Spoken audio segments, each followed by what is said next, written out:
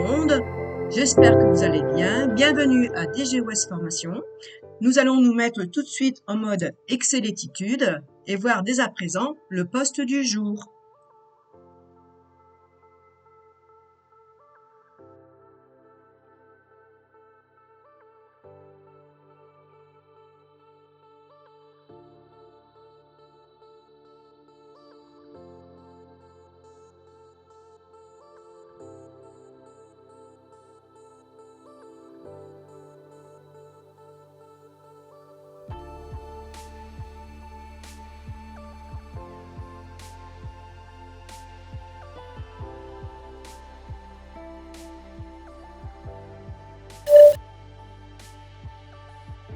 Bien, je me suis donc procuré, forcément un tableau des ressources humaines, un tableau lambda, donc avec des faux noms.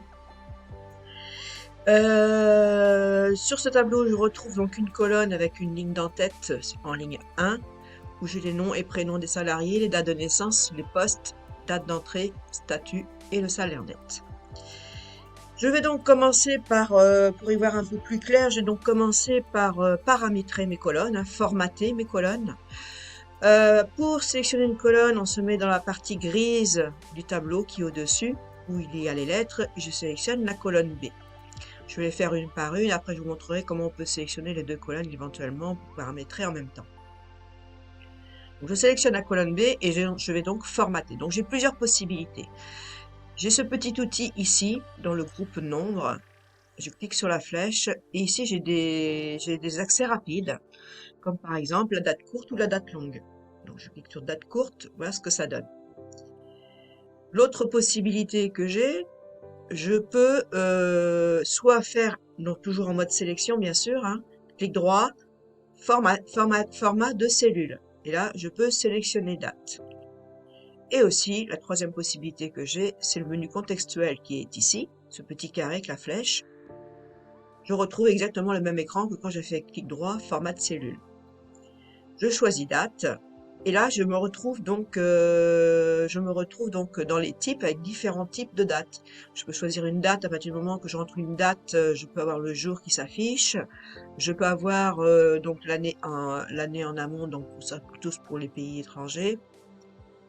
Je peux avoir une date avec l'année raccourcie ou une date 14 mars 2012, enfin 2000. Pour nous, ce sera 2024, bien sûr, là c'est à titre d'exemple. C'est ce qui est le plus souvent utilisé et également celui-ci qui est aussi pas mal utilisé en date courte. Donc je vais prendre le premier et je fais OK. À présent que ma colonne est sélectionnée, j'en profite pour centrer. Et je vais faire la même chose pour les dates d'entrée. Donc, comme vous avez vu les différentes possibilités, je vais utiliser celui qui est la plus facile pour moi et je vais donc centrer. L'autre chose, comme je vous ai dit, là j'ai fait colonne par colonne. Vous pouvez sélectionner une colonne, appuyer sur la touche CTRL, vous laissez votre doigt sur la touche CTRL et vous sélectionnez la colonne D. Et là, du coup, vous pouvez changer votre paramétrage, vous prendre date longue. Alors, quand ça fait des hachures, comme ça, c'est parce que la colonne n'est pas assez large. Double-clic sur le petit trait, et voilà, ça ajuste automatiquement.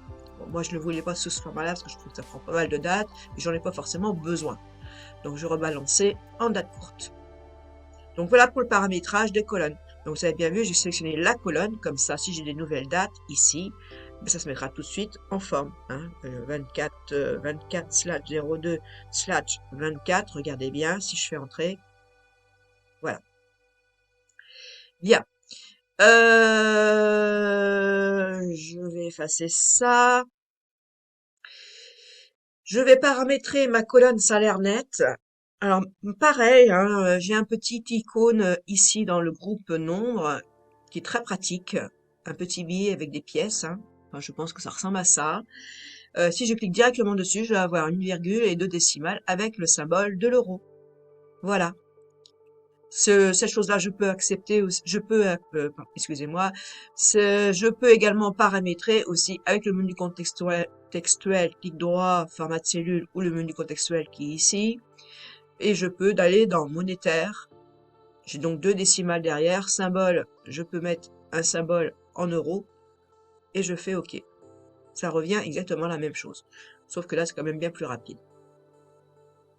Bon, voilà pour le paramétrage. J'ai pas besoin de paramétrer, j'ai pas besoin de paramétrer les colonnes où j'ai du texte, hein. À présent, je vais mettre des bordures sur tout mon tableau. Donc, j'ai juste à cliquer. Alors, soit je sélectionne de A1 jusqu'à F41, ok. Mais il y a une manière plus rapide. Je vais faire un clic sur une cellule. Je vais faire CTRL A et vous voyez que Excel reconnaît la fin de mon tableau, la fin des colonnes et la fin de la dernière ligne. Je vais aller sur cet outil-là dans le groupe police. Je vais cliquer sur la flèche à droite de cette petite fenêtre et j'ai un outil rapide qui est ici qui s'appelle toutes les bordures. Donc je ne vais pas me priver, on va cliquer dessus.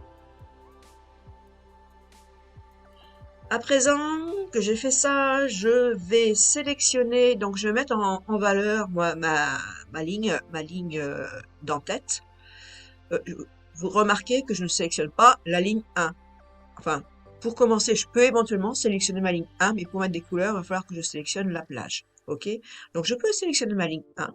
Comme ça, tout sera paramétré si je rajoute une nouvelle colonne ici. Je vais lui dire que je veux centrer horizontalement.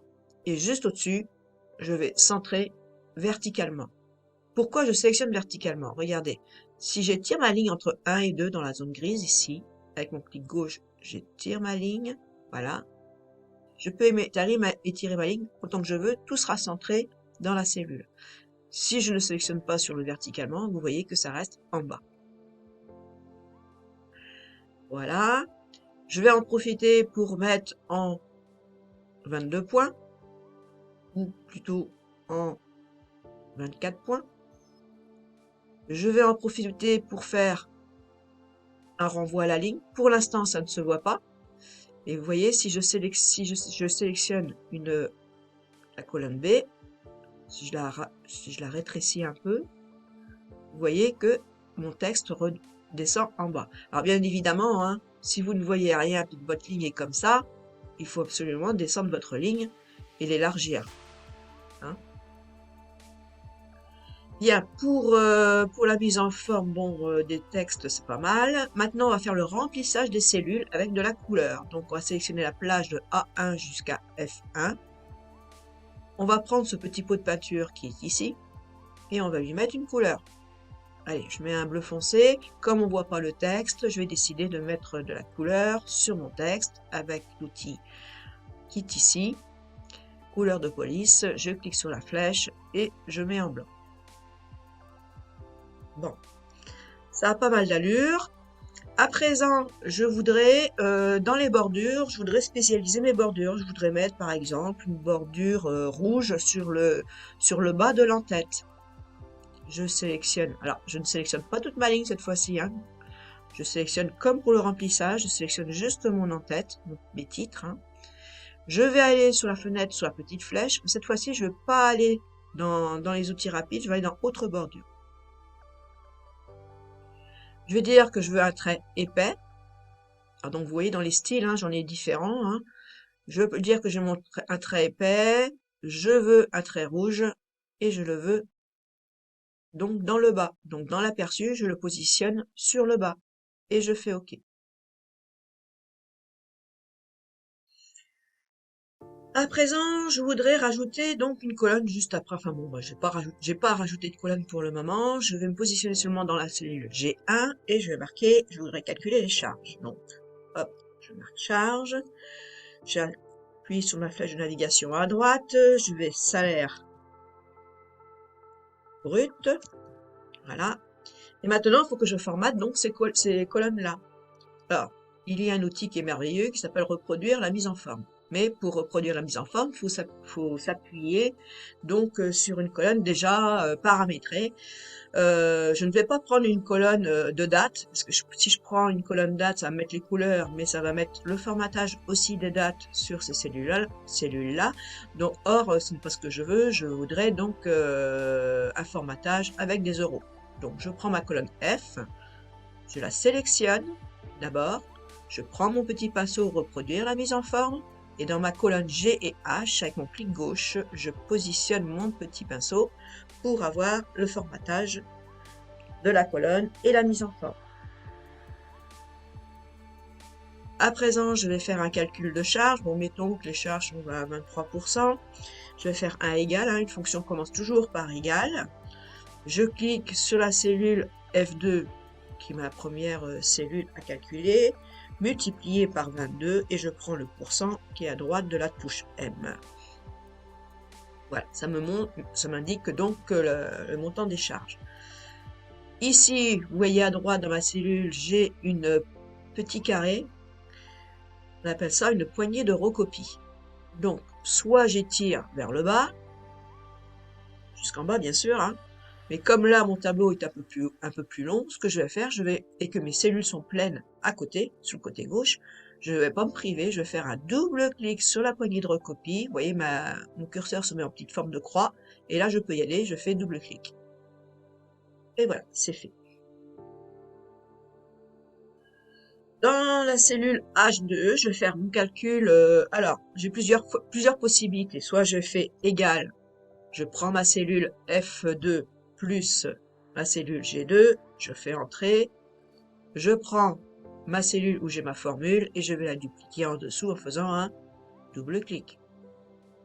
Ou alors, pouvoir utiliser la fonction somme qui est ici, là. Je peux sélectionner donc toute ma colonne, mes deux colonnes, plus une troisième colonne où je veux voir mon total. Et là, j'appuie sur somme automatique. Et vous voyez ici, j'ai la fonction somme qui s'est mise en place.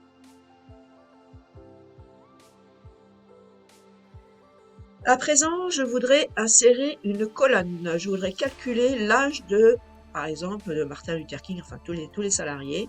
Je voudrais mettre en valeur leur âge en fonction de notre date d'aujourd'hui. Donc, on va utiliser la fonction dateDiff. Donc, déjà, dans un premier temps, on va sélectionner la colonne C. Alors là, on a plusieurs possibilités. Soit on fait clic droit, on fait insérer une colonne. OK.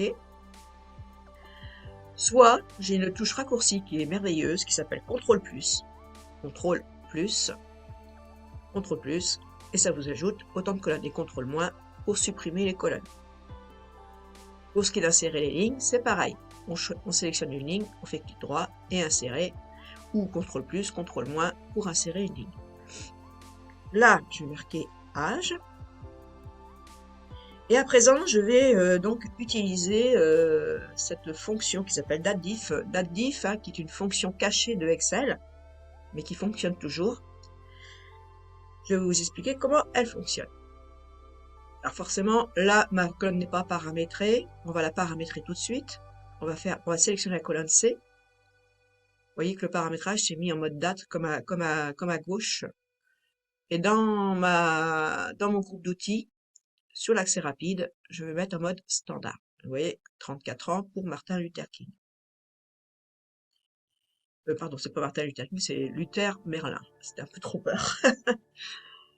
Alors, comment fonctionne cette date? Eh bien, on rentre égal dateDiff, on ouvre la parenthèse.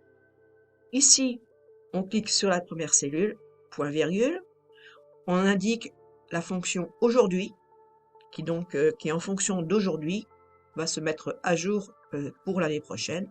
Un point virgule, et ensuite, on va marquer Y qui représente year pour l'année, que l'on met bien sûr entre parenthèses, car c'est un texte, et on sait très bien que dans une formule, le texte doit être indiqué entre parenthèses. Et on ferme la parenthèse. À présent, on clique sur la cellule, et avec la poignée de recopie, hop, on duplique l'âge sur toutes les cellules. À présent, j'aimerais bien, j'ai amené un peu de fantaisie sur mon tableau. Je voudrais marquer 34 ans, 33 ans, 41 ans, etc. Mais je ne veux pas le marquer à la main. Je marque pas à la main directement dans la cellule. Il faut que je formate ma colonne. Alors, je sélectionne la colonne C, je fais clic droit, format cellule. On va aller sur l'onglet nombres et on va aller sur personnaliser. Là, je vais laisser en mode standard. Je me positionne juste après. je fais un espace pour pas que le en reste bloqué sur le chiffre. J'ouvre mes guillemets, hein, comme je vous ai dit, hein, chaque texte doit avoir des guillemets. Je mets en.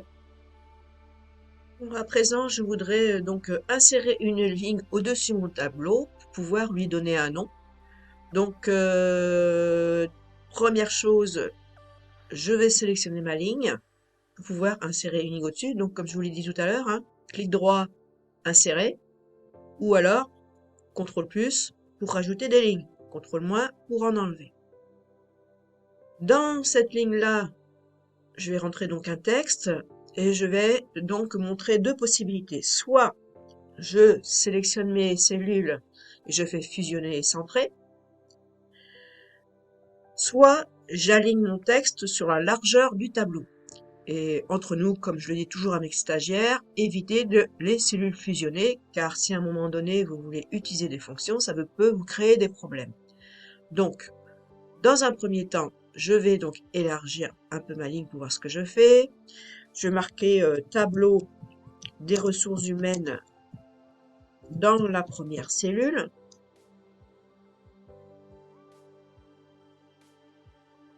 Voilà qui est chose faite.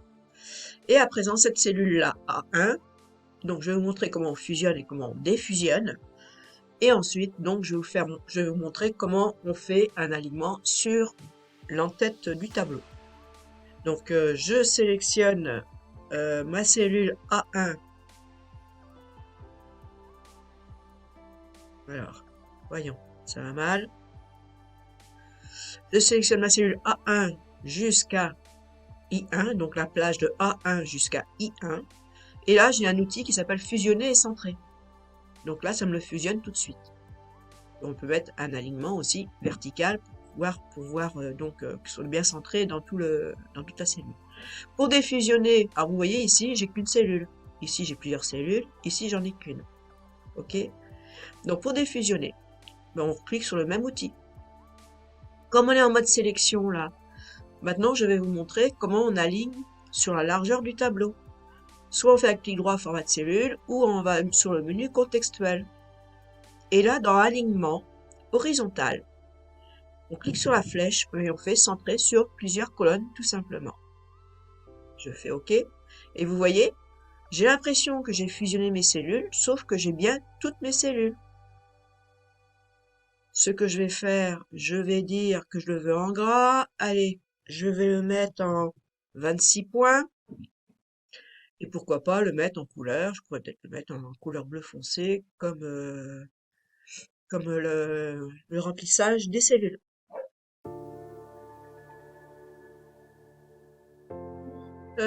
Si je veux, par exemple, aligner toutes mes colonnes à la largeur du mot le plus long, c'est-à-dire que je vais adapter mes colonnes à la largeur du mot le plus long.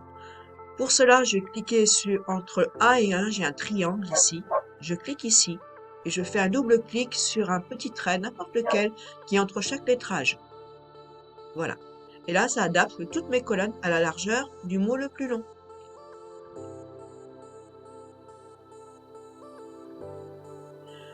Mon premier tableau est donc à peu près complet. Bien entendu, il y a encore d'autres techniques pour pouvoir l'améliorer. Mais j'utiliserai donc un autre tuto pour pouvoir mettre en valeur un tableau. Voilà. Donc j'espère que ce tuto va bien vous servir dans votre apprentissage. Et n'hésitez pas à marquer des commentaires sur des choses qui sont pas trop claires ou que vous voulez, des questions que vous vous posez. Voilà. Donc je vous dis à bientôt pour un prochain tuto.